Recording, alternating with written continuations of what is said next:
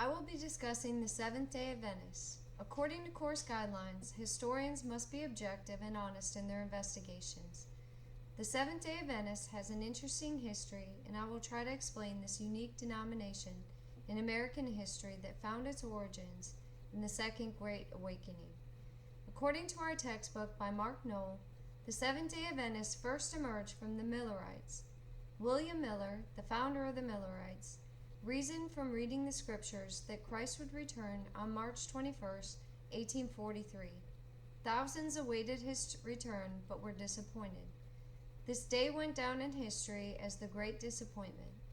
Miller altered the date until October, but it too did not yield the return of Christ nor the end of the world. According to Knoll, one of the followers of Miller, Ellen White, believed that Christ did return as Miller had prophesied, but that his return was spiritual. They branched off the Millerites and celebrated the Sabbath on Saturday, which became the Seventh-day Adventist namesake. According to the official Seventh-day Adventist website, the movement came out of the Second Great Awakening when the Millerites first brought the idea of a, quote, literal return of Christ, a new understanding of prophecy, and that the real Sabbath was on the seventh day, end quote. After this second date of Miller's prophecy had passed, many Adventists argued whether the date was wrong or if it had occurred. The Adventists split in this decision.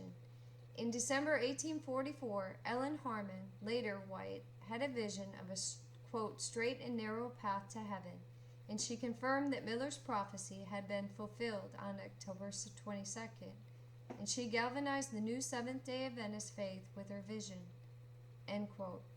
The church was officially established in 1863 with approximately 3,000 members. Early leaders of the church, such as James White, made a call to, quote, come out of Babylon, end quote. And by 1859, he believed that this meant God wanted him to organize the church, separating them from more eccentric Adventists that went different paths. Ellen White was embraced as a, quote, messenger of God, end quote, and she helped to settle early disputes within the church. Some early believers did not believe in the Trinity, the person of the Holy Spirit, or forbidding the eating of unclean meats, but have been corrected in their views since its origin. Distinctive of this group is the strict adherence to a diet so that they can be good stewards of their bodies, the adherence to a Saturday Sabbath, and the idea that upon Christ's return for his church, they will go to heaven to learn about the wrong choices people made while on earth, and Satan and his angels will remain on earth for 1,000 years. After the 1,000 years, a new Jerusalem will descend, and the dead will be resurrected, and along with Satan they will be destroyed. Prophecy is a strong emphasis in this denomination as well.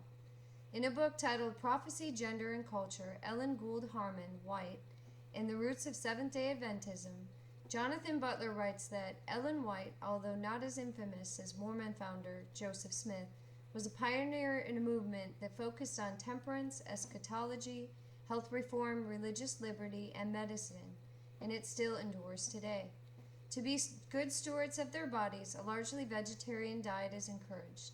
According to an article in Theological Studies, food is part of moral character for the Adventists, who, according to a poll, 50% of Adventists are vegan, vegetarian, or almost vegetarian, meaning they eat meat less than one day a week, and all official church events serve only vegetarian meals.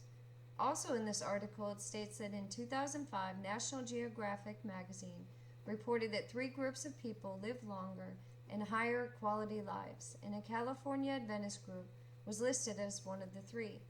A lot of medical research has been done on the life of the Adventists since this claim, but because they discourage the use of alcohol and tobacco, some argue that diet alone may not account for the overall better health, while some argue that it does. Consensus on this issue is still being debated in the health field.